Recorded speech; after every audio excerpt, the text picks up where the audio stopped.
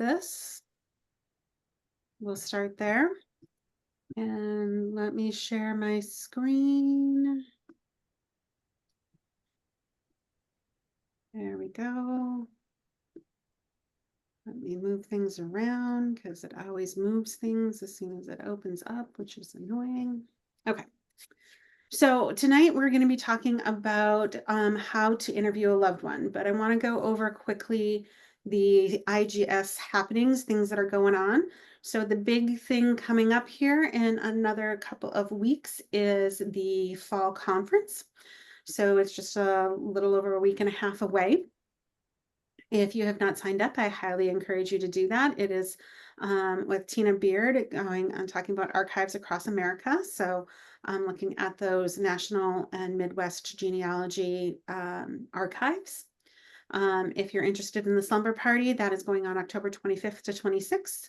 There is a Cherokee Indian research on November 8th by Carla, and that is from 10 to 11:30 and it's hybrid.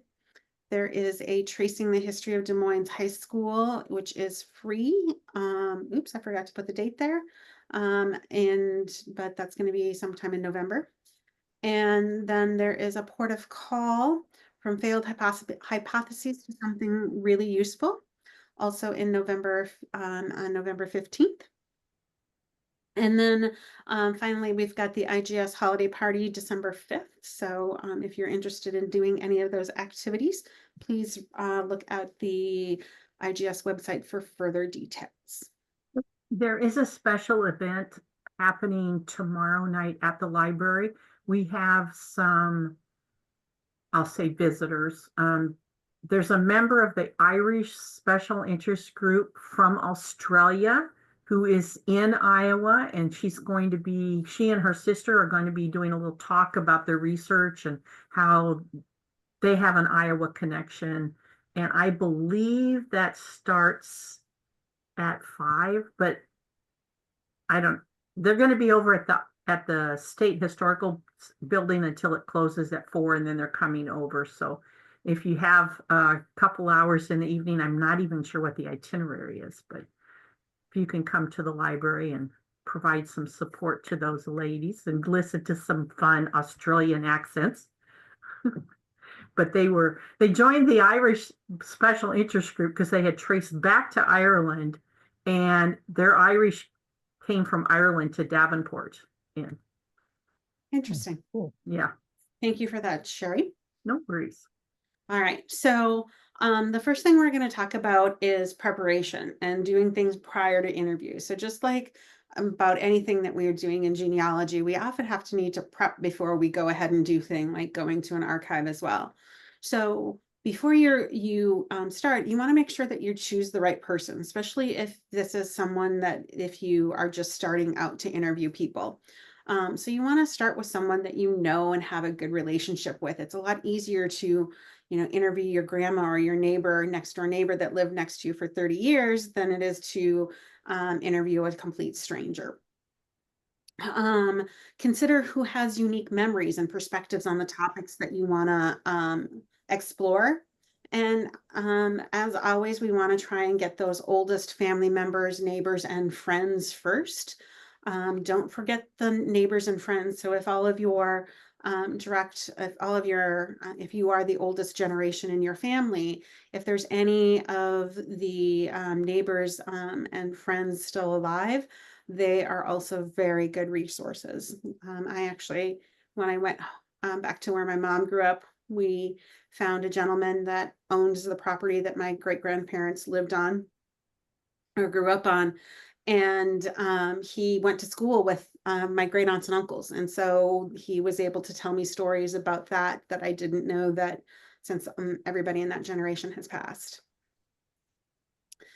So the next thing that we want to do is we want to do our homework. We want to do a little bit of research about our person we're going to be interviewing. So review the family records, look at photos, kind of get a timeline, figure out what you already know and where are the holes in your research about things that you may want to ask some questions about. You may want to think about looking at basic background on major events that happened during your interview's time, their life. and what that experience was like. So if they lived through the Depression, if they lived through, what happened for World War One, or not World War One at this point in time, but World War Two, Vietnam, those type of big events, and kind of getting their perspective on those global events that happened during their lifetime.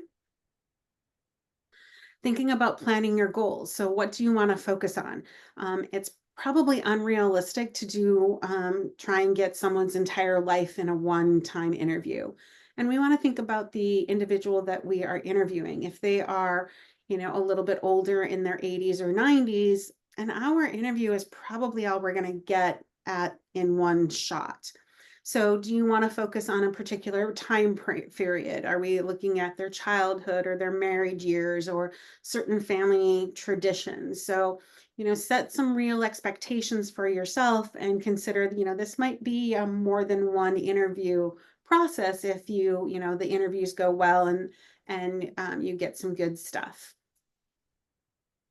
So the next thing that we want to do is contact the interviewee and set up the interview. So try and reach out in advance, explain what you're doing and why you want to have them participate. Agree on the format of how you're going to do this. Are you going to do this in person? Is it going to be via Zoom or FaceTime on the telephone?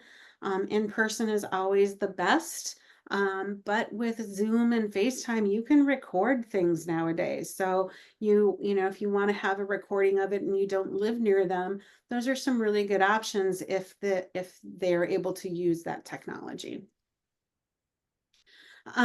Let them know how long the interview is going to take.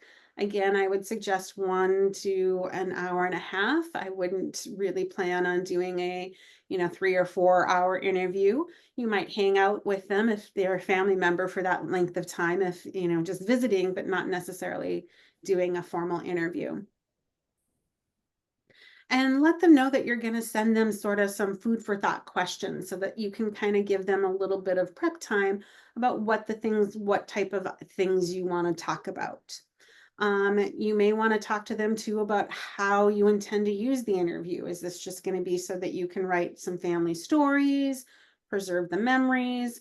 Are you going to be publishing something in a journal or like in the Hawkeye Times and things like that for at a genealogical society? And if so, you probably want to get their permission to do that. If you're going to record it, how are you going to record it? And are they okay with that? How are you going to respect their privacy? So sometimes some people can start revealing things that are very personal. And how are you going to use that, or how are you going to respect that individual's privacy? So having some of those conversations, or at least thinking about that prior to interviewing someone, is a good way to be prepared if those answers or if those questions come up. You want to choose a comfortable setting, so preferably in their own space if it is an older adult. Picking a quiet, familiar space is good. So if they have their favorite comfy chair that they're always sitting in, having them sit there and you grabbing another kitchen chair or something and sitting next to them, and having that conversation. Or sometimes the kitchen table is also a good, dining room table is a good spot to do that. See if you can make sure they're comfortable, get them some water or tea or whatever, and hopefully make them feel relaxed even in their own space. So before you get started, you want to make sure that your audio and video equipment is working. So check your batteries on your phone and if you're using an external microphone or a external tape recorder.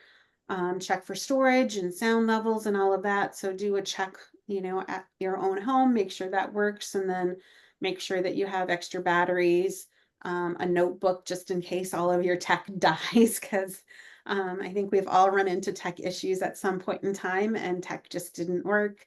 But a second device, so if you're relying on your phone and you forgot to charge your phone, do you have something else that you can utilize as well? Making sure that you're familiar with your tech as well and whatever it is that you're going to use. do some dry runs just at home, either with yourself or with your family members, just trying to get things set up, knowing that you know how to do it, especially if you're recording, doing video recording. Where are you going to, how far away do you need to be? Do you need a tripod? All of those other type of stuffs.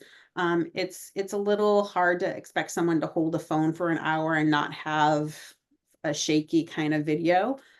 So if you're going to do video, I highly recommend getting a tripod and getting that set up, so then it just becomes something in the background and is not another person holding that there for you.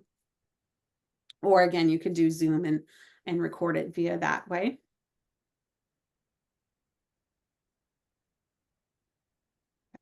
And then I gave you a number of links for different options. So Evalog is a source that I used for a lot of this information. And there's different things for recording, different voice recording apps that they recommended. You on the iPhone, you can just use a built-in voice memo app. So that's built in. Samsung also has a voice recorder app. Consider using a wireless microphone for sound, then also some things for digital recorders and things like that. So you can peruse those different resources on your own if you want. The next step that you're going to do before the interview, so we still haven't gotten to the interview yet, we're just getting everything ready, is you want to prepare your questions. So you want to write open-ended questions that start with sort of the tell me about this, or what was it like when you got married? Tell me about your childhood. What did you play with? So trying to write down some open-ended questions.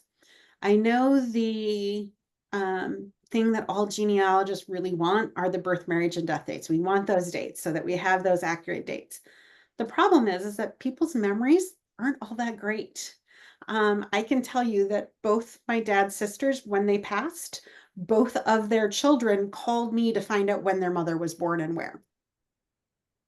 So as the family genealogist, I'm the one that has that information, right?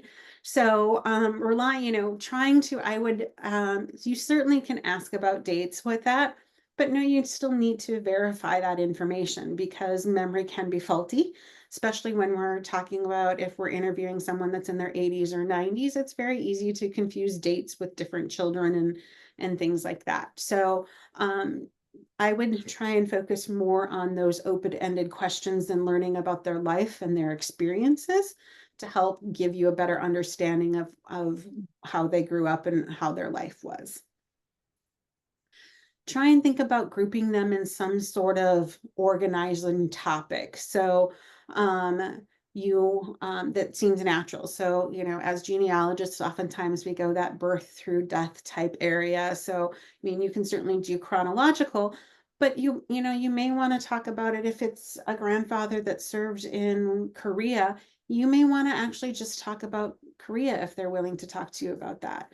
And it might be focused on their military service, either their pre-service and what they did to get ready to go and what they did while they were there, and those type of things. So grouping them together in a kind of logical topic is helpful. I would start with at least 10 to 15 questions. You can always, it's always better to have more questions than less questions. But I wouldn't give your subject 20 questions in an email or a letter in advance. I would probably give them 5 or 10 different questions that they can look at, and so that they know kind of what you're going to be talking about and asking them about, so that they can have sort of that food for thought before they have the interview. And then you can always ask your subject, what topics do they want to talk about?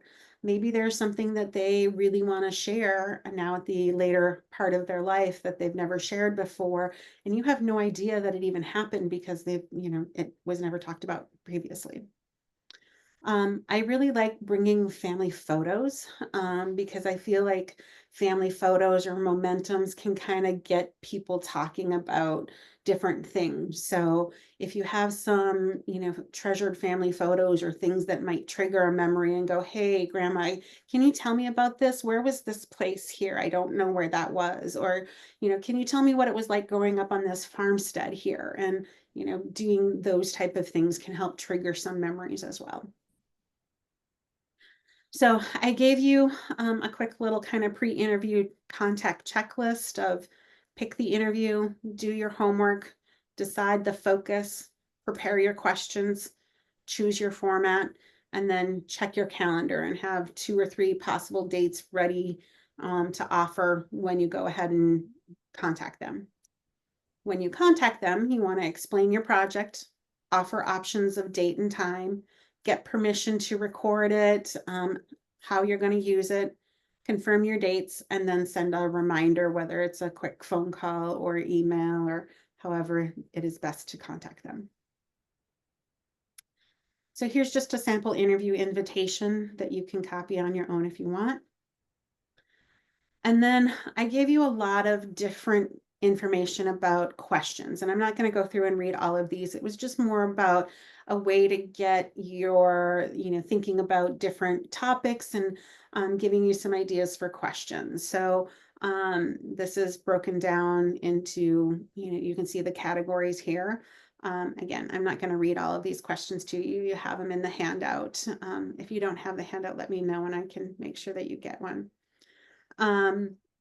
There's a PDF that I also attached that was memory evoking questions. I think that was from Evolog, I'm not quite sure. And then there was also a checklist and kit recommendations for oral history checklist that I contributed as well. The other thing that I want to go to is Krista Cowan's blog.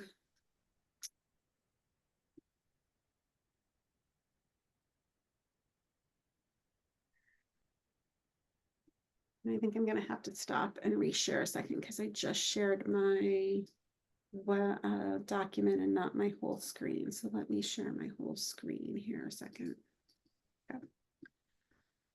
Okay, so Krista Cowan is the lead genealogist for Ancestry. She goes by the Barefoot Genealogist, and she also now has a podcast. And so the thing about her podcast is that she also writes a blog after each podcast. And one of the things that she does at the end of the blog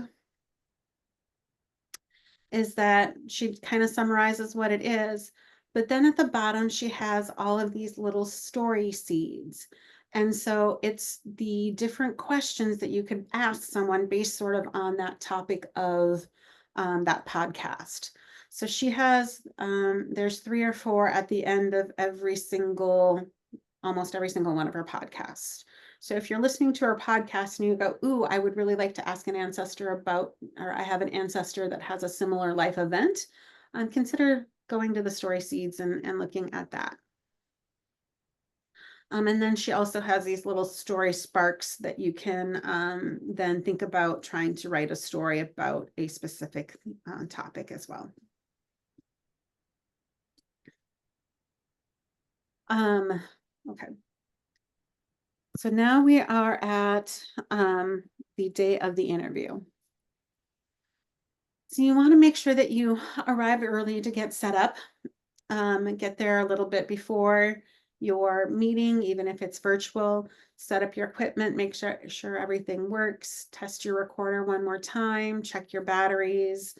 That might be bring your cable cords too, because if you have, if you bring in I tend to travel with a power strip and extra cable cords to plug things in when I'm at archives. Sit someplace quiet and comfortable and preferably distraction free. Try and start with a warm up, just getting comfortable, getting them to relax.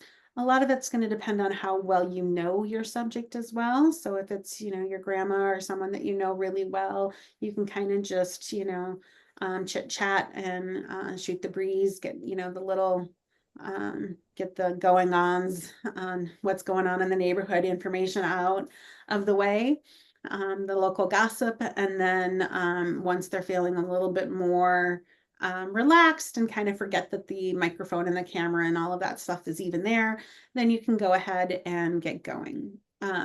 You always want to try and get their consent to record, even if you already discussed it. And then we want to make sure that we're building trust and being actively engaged with our subject when we are interviewing them. So, show genuine curiosity, nod, smile, use encouraging body language. Listen more than you talk. I think that's a hard thing for some of us, especially when, they start talking about something and they may be going off on a tangent that we're not really as interested in. But sometimes, or if they get a date wrong or things like that, we don't necessarily need to go and say, no, it was 1933 instead of 1934. That's not important for the interview, and it's going to kind of break up their thought process and also their confidence. They might get a little flustered with that. So try and respect their boundaries. If someone seems uncomfortable, offer to change the topic or come back to it a little bit later.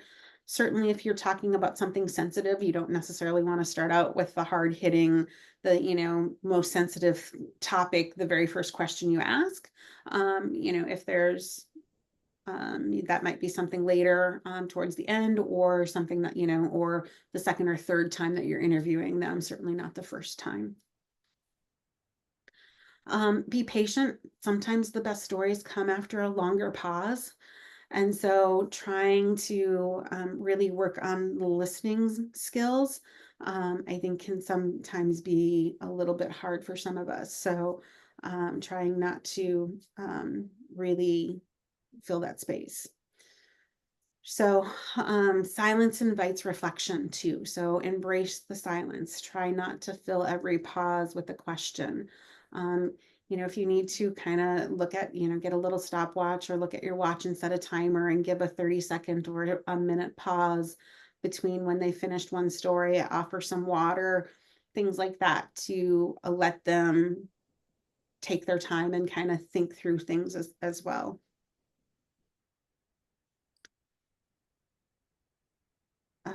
And again, I like the encouraging components. I'd love to hear more about that, or, oh, I didn't know that. Can you tell me more? Doing some of those and using your voice to display interest and enthusiasm and those type of things. We want to try and guide and not control. So we have those questions that we've prepared, and we want to think about it as a roadmap instead of a script. So, when you're going on a trip, you start going this way, and all of a sudden there's a roadblock and there's a detour, and then we're off onto a different path. And sometimes that's a really great, interesting path. And that's how some of our interviews are going to be as well. So try not to get too caught up if they go off on tangents, because you might find some really good gems on that tangent that you weren't aware of. And then after, a little bit, can we see if the, that's great. Can we circle back to, this question and try and gently bring them back around to some of the questions that you are interested in. When you're done, you want to wrap up with gratitude, making sure that you let them know how appreciative you are of sharing their time and their memories with you. Asking if you can follow up later if you have any other questions. Tell them again how you plan to share and preserve the recordings that you've done. This also helps them feel that they have a lasting value.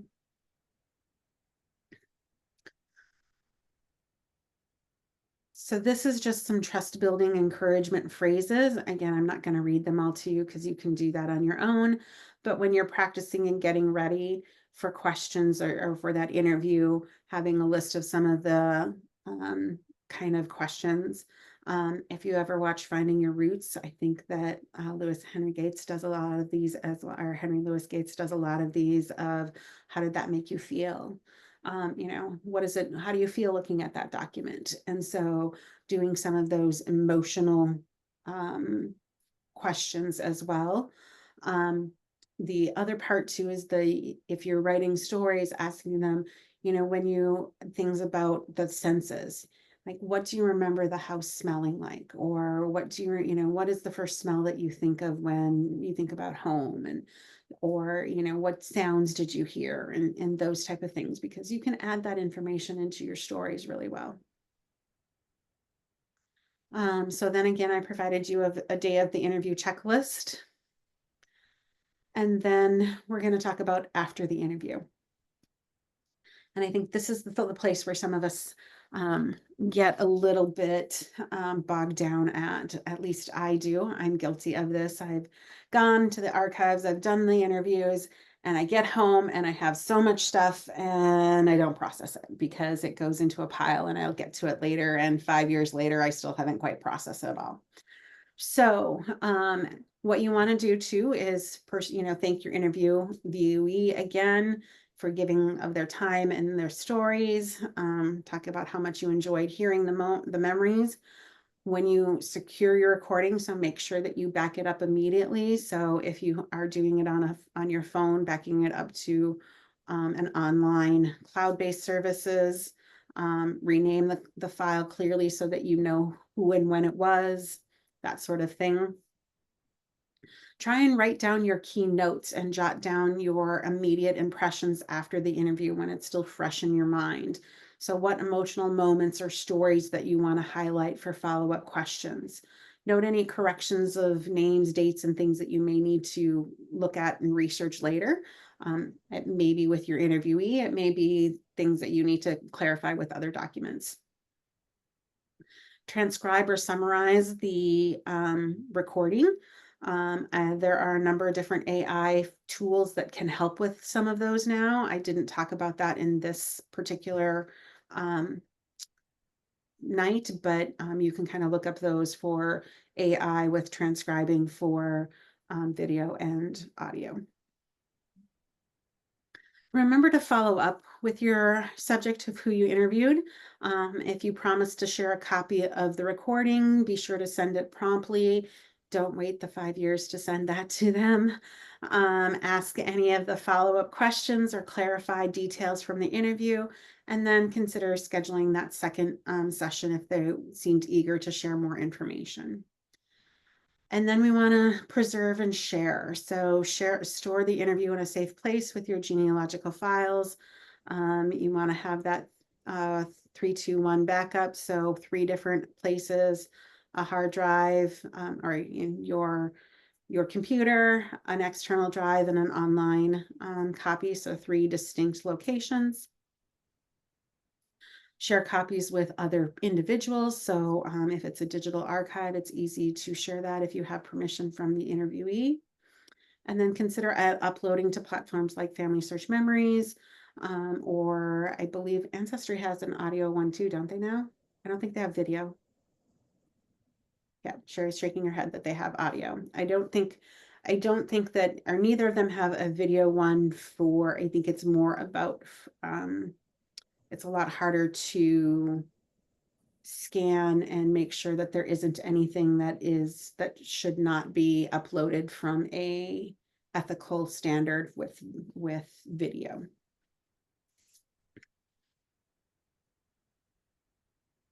And so we also have some ethical considerations. So we always want to try and get permission before we record. So asking for permission, you may want to get that in writing, or at least get that or have them, ask them and then say again on the recording. So you have some sort of transcript of it. Clarify how that recording is going to be used with the interviewee. Respect their privacy. So some stories may be too personal to tell, and don't share them without consent. If your interview asks you to turn off the recorder or keep something off the record, please honor that request. Be sensitive, avoid pushing on painful topics. So if the person seems uncomfortable, go ahead and skip that question. And you might be able to circle back to it later on, and you might not be able to. Give control back to your interviewee by giving them a copy of the recording or a transcript. let them review the excerpts before you share them with others if they would like to do that. And make sure you're handling those recordings with care, labeling them clearly so they don't get lost or misused. If you're sharing them publicly, consider redacting names or details that could cause any harm. And that is what we have for today about that recording. Does anybody have any questions or comments?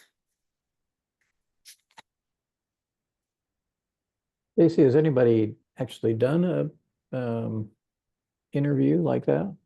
I haven't, and I just wondered how it went.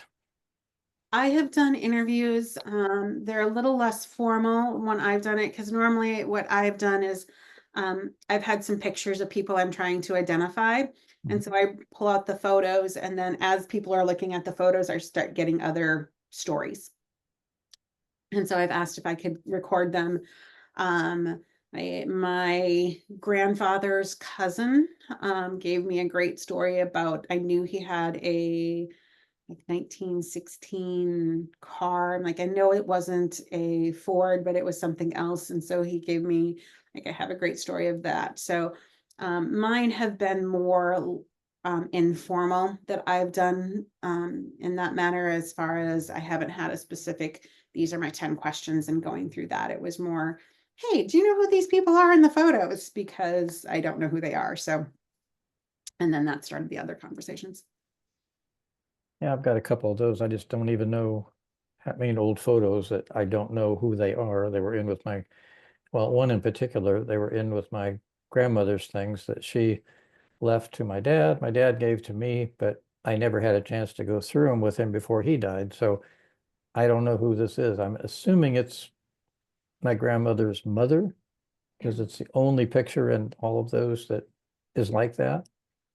And I know from, I can probably pretty accurately pinpoint when it was done, because it's one of those old postcard, photo printed on a postcard. And I did some research on that, and you can pretty much identify by the way the card is done, but Yeah. I don't even know who to ask. You can try uploading it to like Dead Fred and some of those. I'm forgetting some of the other ones now that try and help identify unknown. Uh-huh. The family photo detective, Taylor Maureen Taylor.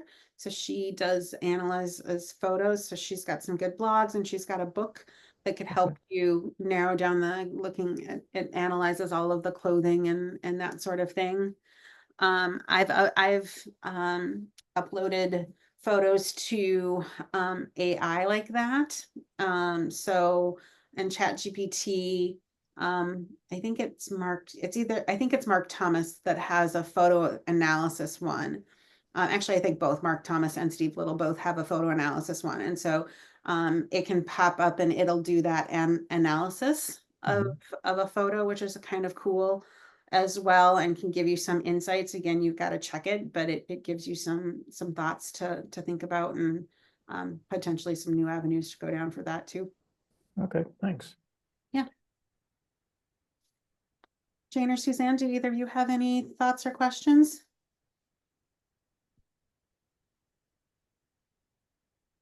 Nope, Jane, you're still muted.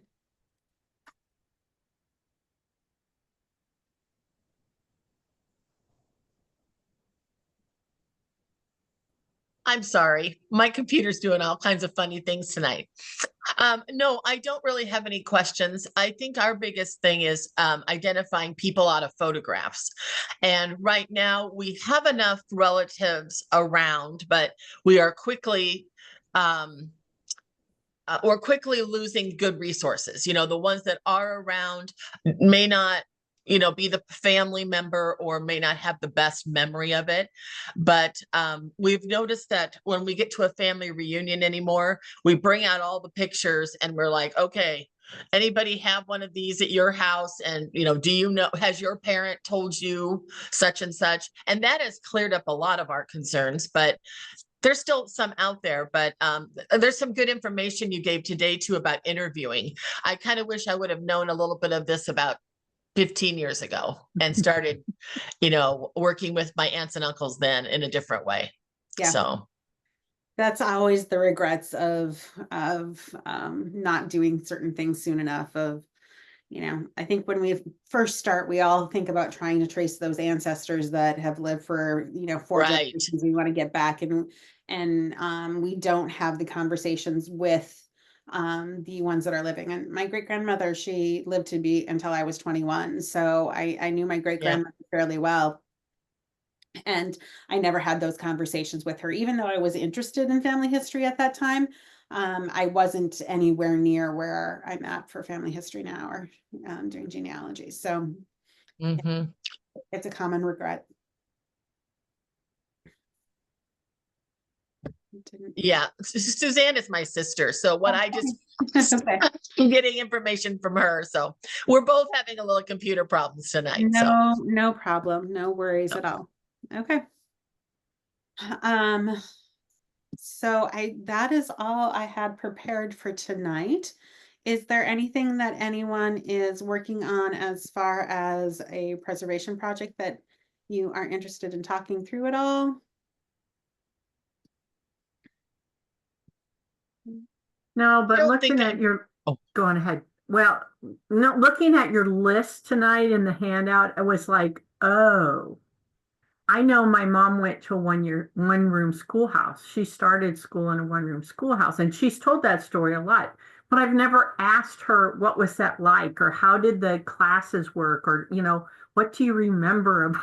I haven't gone into the details. So all I know, if I were to write her history now, it's like she attended a one-room schoolhouse in Nebraska, and that's about all I know.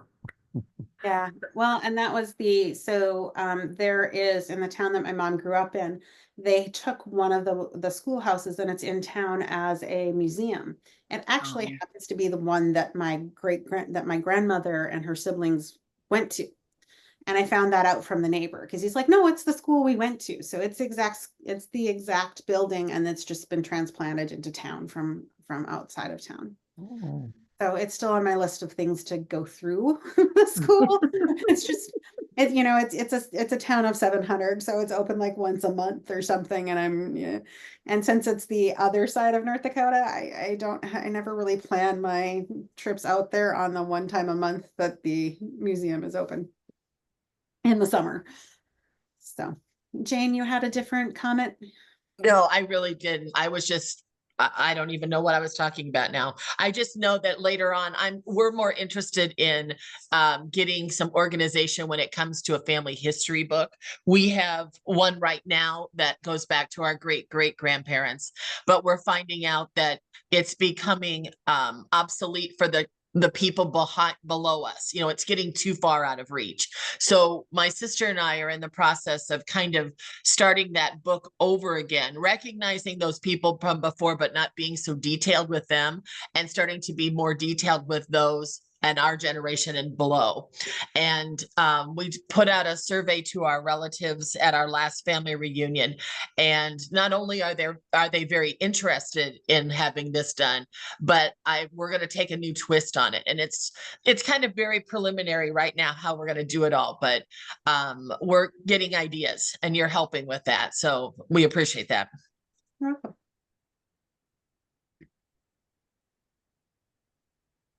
All right. Well, so next month is November, and actually what I am planning on doing is that there was a podcast that Krista Cowan did probably last November, actually. It is one of her coworkers was looking at her grandfather's military records service. And I really enjoyed the podcast. Also looking at doing those friends, neighbors, and that fan club, the friends, associates and neighbors.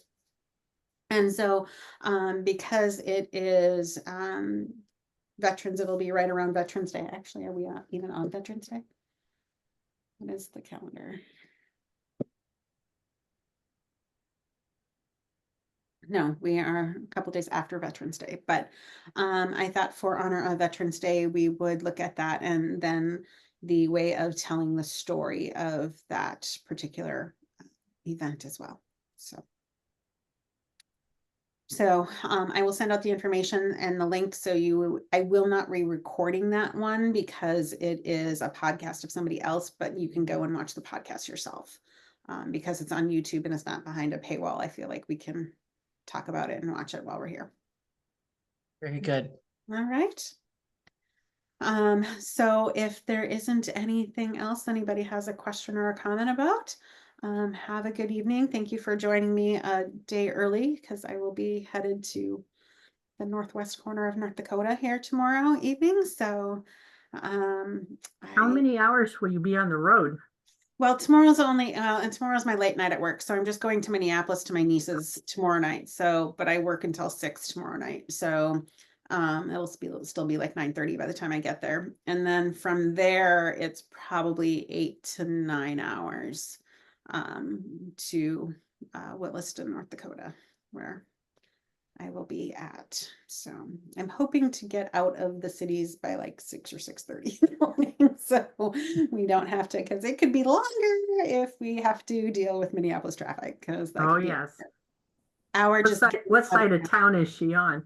she's pretty much central Minneapolis. So it's the getting north. So yeah. So we'll be back on Thursday for the last 2 months in December or November and So December. Suzanne's got a question in chat about sending out the handouts. Oh, I don't have, did you guys just sign up on Zoom? Susan and Jane? Yeah, my sister signed up for us. I just got on today. She must have been in there at least a week or so ago. My problem is I don't go in and check the Zoom emails because I have an email list and I usually just send that out. Okay, she said she signed up on Monday. So I forget to go in and look at the email list or at who has joined the Zoom link since I last did it. If you're willing to put your email addresses in the chat really quickly, I can just add them to my list and then I can send those things out to you here tonight. Are you putting yours in, Suzanne?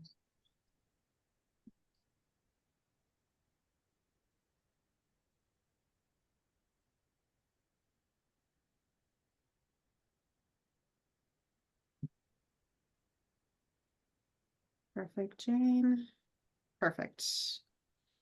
Let me copy those really quickly.